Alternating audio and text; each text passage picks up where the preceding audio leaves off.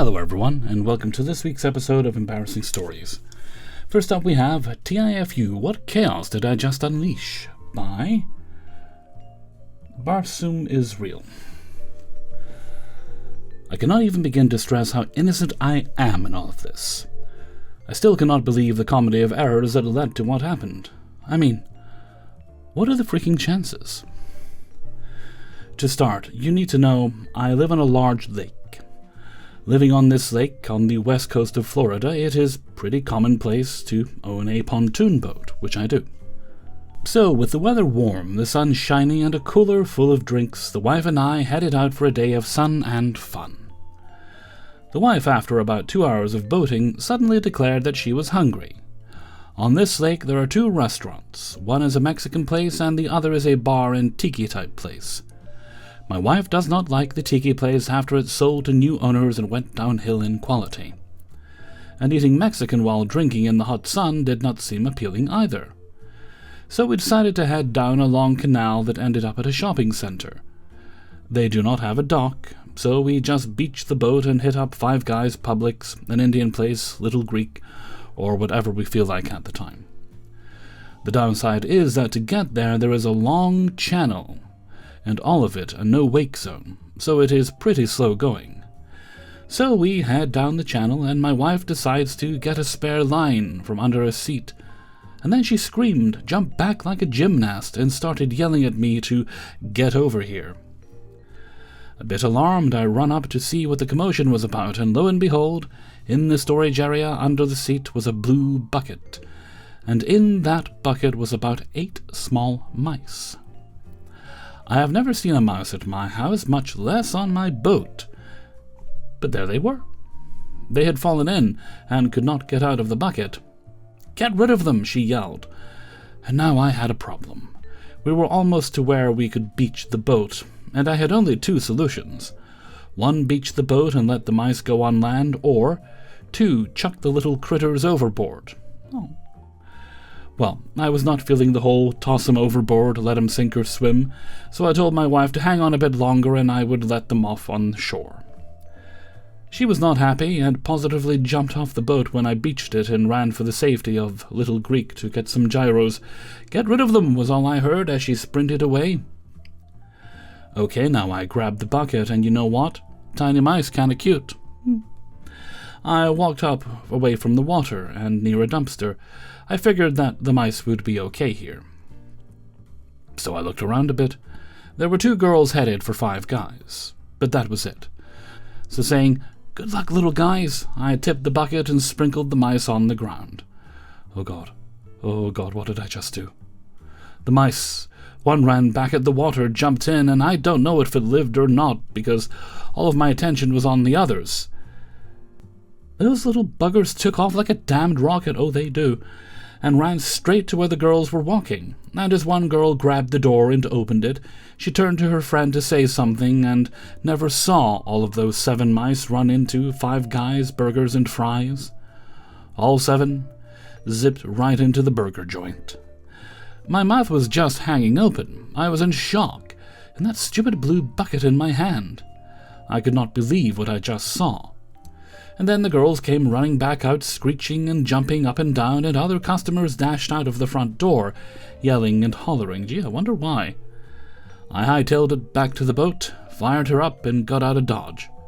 My God, you did leave her. Okay. I called the wife and told her to meet me under the bridge so I can pick her up. I am still waiting to get some heat from this somehow.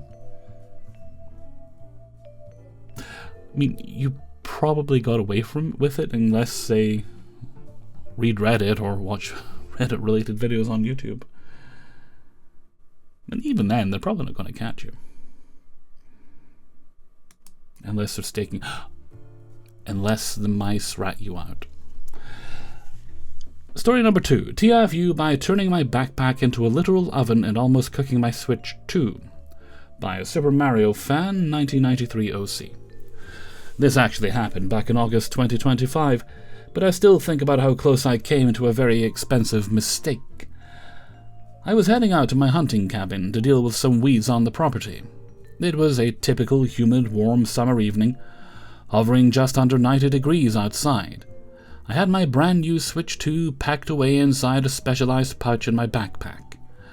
I had the truck's air conditioning blasting for the 15-minute drive, so everything was nice and cool when I arrived. Here is where the fuck-up started. I got out of the truck, rolled the windows down, and left my backpack inside the cab. Since the truck was shaded and the AC had just been running, I assumed everything would be fine for the short time I was gone. What I completely forgot was that a few days prior I had turned off the auto sleep mode in my console to do a battery and system recalibration. While the backpack was sitting in the truck, something must have shifted or pressed against the bag. Because auto sleep was disabled, the console woke up and just stayed completely turned on. If you've ever accidentally left a running laptop inside a zipped bag, you know exactly what happens next. With absolutely zero airflow or ventilation, the trapped heat just started cycling. About 15 to 30 minutes later, I got back to my truck, opened the bag, and picked up the console. It was incredibly warm to the touch, and the internal fan was absolutely screaming, trying its best to pull in air that wasn't there. I instantly panicked and shut it down completely to prevent it from overheating. Luckily, the console's built-in emergency safety features kept it from melting itself from the inside out, and it cooled down safely on a table indoors. But for a solid 10 minutes I was entirely convinced I had just fried my console, due to my own sheer ignorance. I feel like an idiot for almost causing an accident that would have forced my Switch 2 to thermally shut down just to save its own internal components from melting. I have no one to blame but myself for this. I've read Nintendo's warnings about preventing overheating before, so I really should have taken better precautions to avoid this scare. Lesson learned: treat a Switch OLED, Switch 2, or any electronic device with a cooling fan exactly like a laptop. Give the device room to breathe, and put it in a safe environment where it won't get trapped, and put it in a better case for it to travel in. I have an older Dell Inspiron 2-in-1 2019 model that I've always treated exactly the way you're supposed to. I know I need a new one since the battery died and it stopped holding a charge, but I always respected its need for airflow. Honestly, you'd think I would have applied that same logic to my Switch 2, but I didn't. I was careless. I think I subconsciously treated it differently just because it's smaller and more portable. And I completely forgot that smaller devices actually heat up much faster, causing the fans to kick on way sooner than they would in a larger laptop. Okie dokie, story 3 is TIFU by not noticing a ground hornet's nest by Real Putatu. Usually you can see a few of the little bastards lazily buzzing above ground, but not this time. I have an old Dodge Dakota I decommissioned about 11 years ago and parked it under a tree because replacement parts are junk. In 156,000 miles I've rebuilt the HVAC system, replaced the radiator, water pump twice, 3 timing chain belts, master cylinder, rotors and front calipers more times than I can count. And there's the rub. After replacing the brakes on all 4 corners because one of the front calipers seized again, I took it on a test drive afterwards, and everything was fine, no problems. That is until I stopped at Wally World to pick up a few things. Checked the front wheels before I went in, and they were cool to the touch. When I went to leave the first time I hit the brakes, there were no problems. The second time I had to stop. I could tell one of my calipers had seized, because I could feel the rotor on the right front had warped and could smell the pads burning. So I stopped at a grocery store to let it cool off for a while. The left one was fine. After it cooled off, I was able to drive it home. By the time I got home, both front calipers had seized and trashed the rotors again. Jesus. That's when I decided to park it under a tree and bought a Tacoma. Well, recently I decided to clean it and get it ready to either junk it or get it running enough to sell, because classic. And that's when my fuck-up happened. The bed of the truck had 11 years' worth of layers of dead leaf accumulation, so with tailgate down, I grabbed a heavy rake and went to work. About halfway towards the front, I stabbed the rake into the layer cake of dead leaves, and suddenly saw a black cloud rise up from the mass and thought, "What? Are those flies?" About half a second later I realized they were ground hornets as they swarmed me, and the stinging began. I ran, they followed me, I swatted them, and they just got madder. I made it into the house, and lucky for me, I had a can of hornet spray right by the door. I ripped my shirt off and killed everything that followed me in and took a shower. When things settled down, I went outside and emptied the rest of that can of hornet spray on what was left of the leaves in the truck, and killed any survivors. Didn't finish cleaning out the bed till the next day. All in all, they only stung me about 10 times. As a precaution, I took a Benadryl and an ibuprofen. Now I'm just itchy everywhere I was stung. Alright, story number 4 today is TIFU by Eating a Piece of Pizza by 08. Last night my brother came home with 2 slices of pizza. "You can have the other slice," he said, "but save the jalapeno piece for me." First red flag. He shares a look with my dad. Second red flag, except I barely notice it. Flash forward to this morning. I wake up at 8 o'clock to go to work. I think, oh, what should I have for breakfast? I think, oh, there's a slice of pizza. I am absolutely positive at this point that this is cheese pizza. I go to heat it up in the toaster oven. When I take it out, a tiny piece falls off. I eat it. I notice a tiny bit of spice. I assume that was because it was bathing in the jalapeno-soaked takeout container. Third red flag. I sit down with my coffee and water and pizza and start to eat. 1 bite in, I think this has onions and stuff on it. That's kind of fun. 3 bites in, wow, this is a bit spicier than I expected. I continue eating it, though. I eat half the slice before I take the bite that sets my mouth on fire. In the moments before hell sets in, I wonder if the slice was just part of the jalapeno pizza. Like maybe these guys got a half-and-half pizza, and I just got the jalapenoest bit of the cheese pizza. This is not true. Jalapenos are not that spicy. My mouth is on fire. I feel like throwing up. I get up, desperately pouring myself a cup of apple juice and drinking it. It doesn't help. Not much, at least. There's milk in the fridge, but I don't drink milk, and I don't know if it's still good. I drink more water. I go to the bathroom and hunch over the toilet for a moment, fearing the worst. I have to leave for work in less than 5 minutes. I don't throw up because if it was that spicy going in, it would be so much worse coming out. I skedaddle, popping a hard candy, peach-flavored, in my mouth before I get in the car. I am a passenger, so I tell my friends about the pain I'm in. Guess who got tricked into eating the spiciest pizza on the planet this morning? Oh my fucking God. I say my brother's name. You are horrible. Hey, you can have this slice of pizza and you leave out the part that the devil himself made it. Oh my God, my mouth is on fire and nothing can calm it down. I message my brother. Why are you evil? Fuck you and your pizza. I message my dad. What is this pizza and why is it so spicy? I'm going through the 5 stages of grief.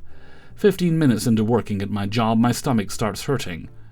Nothing bad really happens, just thought I'd make sure you knew. Flash forward to when I get home. I am talking with my brother. He reveals that this was his scheme all along. Though he did not expect me to eat it for breakfast, or eat as much as I did, he reveals that this was habanero pizza. He confesses that even he could not eat it. I am stronger than him, but not stronger than Dad. I think he ate that whole pizza without flinching or tearing up. I'm a spice wimp. He is a spice warrior. My brother is a spice criminal. I can't get past the fact that they got 2 pizzas, and they were jalapeno and habanero pizzas. What the hell is wrong with them? He can never be forgiven or trusted again. Please give me ideas for revenge. I mean, don't get revenge, but let him think you're going to and never actually complete it. The psychological torture will drive him insane. Also, never, ever take food that your brother's handled again. That's just nasty. 5th and final story today. TIFU by causing a fire extinguisher to explode at my work by Nabla Cat. I may not have a job tomorrow. I work at a convenience store where I close up each night at 12 a.m., then finish up cleaning for about half an hour or so afterward. We have a large fire extinguisher that's about 2 feet tall, 10 inches in diameter, and 15 pounds. These are rough estimates. This extinguisher contains, as I have learned in the most spectacular way possible, a yellow powder.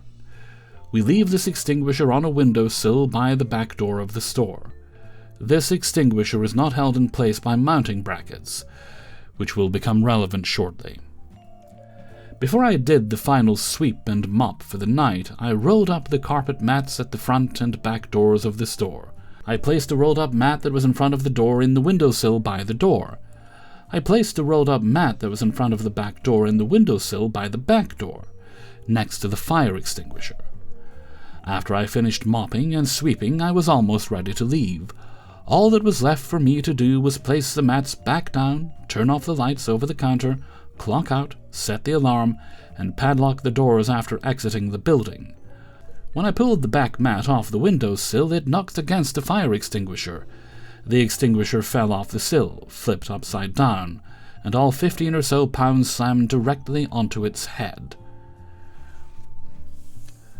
where the valve was located. I hear a loud pshh sound coming from where the extinguisher landed, and what preceded was a Michael Bay-style explosion cloud of powder rushing toward me. I ran toward the front door. I didn't want to breathe all of that in. I was surrounded by the cloud. I left the store and looked back. The cloud had completely enveloped the inside of the store in a thick haze, so I stayed outside for about 5 minutes to wait for the powder to settle. Once I could see inside better, I walked in to witness the carnage. I was immediately met with a pungent smell, and the inside of the store looked like a chemical winter wonderland. Powder was fucking everywhere. It was on the bags, it was on the ATM, it was on the hot dog roller. Oh no. It was on the card readers, it was on the counters, and it was even on the fucking ceiling. The floors had a thick coat of powder. Near the back of the store, the powder was about a 1/4 inch thick, and the back wall and door had mounds of yellow powder. I couldn't breathe in there, so I left the store again and called my manager. To paraphrase what was ultimately a frantic, sleep-deprived conversation between us, I told her there was a thick layer of powder throughout the back half of the store, and she told me to clean it up. Here's the issue. I've been regularly staying over between 15 minutes and an hour completing my closing checklist, which includes but is not limited to stocking the coolers, cleaning the pans, cleaning the bathroom, and taking out the trash. My manager has been upset with me because we really aren't supposed to get overtime unless approved ahead of time. Cleaning it up entailed another 4 hours of cleaning, at least, which would be unacceptable, especially given how much time I've already stayed over this week. So instead I spent an hour and a half shoving powder out the back door, re-mopping the floor and wiping down the surfaces struck hardest by the catastrophe. I spent the first 30 minutes of cleaning holding my breath, then rushing outside to get a clean breath of air. I do hope you're all right. After I got most of the powder off the floor, I could begin to breathe inside the store again without coughing. I'm going to keep it real with you guys. By the time I finally clocked out, the store still looked like utter abysmal dog shit. There was still powder everywhere. Do you have a vacuum cleaner in the store? And there were even streaks of powder on the doors, windows, and floor that I couldn't quite wipe or mop clean. It even still reeked of that pungent extinguisher smell, but at least it was breathable and walkable. Goodness bless the morning shift workers who come in after me. They're going to be greeted with an apocalypse when they open up. Everyone is going to be pissed at me, but I just hope I can keep my job. I can make it up to them. Well, if I can give you a little advice, don't try to claim the overtime for the cleaning. That might hold you in good stead if you do. Well, this was a few days ago, I think it was posted. No updates about them being fired, so I hope you still have your job. And it was an accident. It could have happened to anyone. Okay, that brings us to the end of today's video. Big thanks to everyone who allowed me to use their stories. If you'd like to support the channel, you can sign up for my Patreon page, which is linked in the description. $1 or more a month gets you early access to all the videos at once on Monday. There's also a link to my merchandise store over on Teespring, as well as my Discord server and my Threads account, and my email, which is kingofthecities@gmail.com, if you need to contact me. That's everything for now, so until next time, thank you very much for watching, and take very good care of yourselves. Bye-bye.